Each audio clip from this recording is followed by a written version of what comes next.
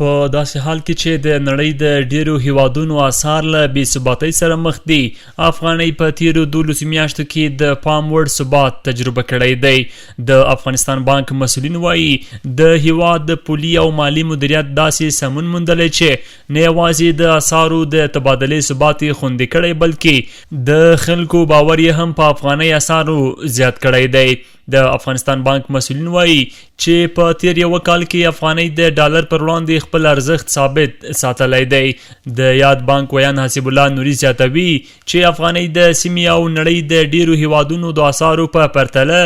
د ښه کېدو په حال کې ده. د افغانستان بانک توانیدلی دی چې د مناسبو او متوازنو پولي سیاستونو په تطبیق سره د افغانۍ له ارزښت څخه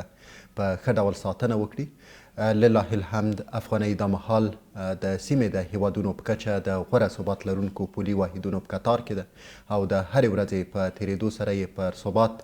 او ارزښت د خلکو باور لوړیږي او په سوداګریزو راکړو ورکړو کې کارونه هم زیاته شوې ده. ښاغلی نوري زیاتوي چې د بانکونو د شتمنیو مدیریت او نقدیني وضعیت په وروستیو میاشتو کې د پام وړ ښه شوی دی او دا پرمختګ د پولي ثبات او اعتماد د پیاوړتیا نښه ده. نوموړی دغه راز زیاتوي چې دغه اداره ژمنه ده د افغانۍ د ارزښت د ثبات د ساتنې لپاره د معقولو او متوازنو پولي سیاستونو په پلي کولو سره به هڅه وکړي او اجازه به ورنکړي چې د اسعارو په بازار کې بې ثباتي رامنځته شي. د افغانستان بانک ژمن دی چې د افغانۍ د ارزښت د ثبات ساتنې لپاره به د معقولو او متوازنو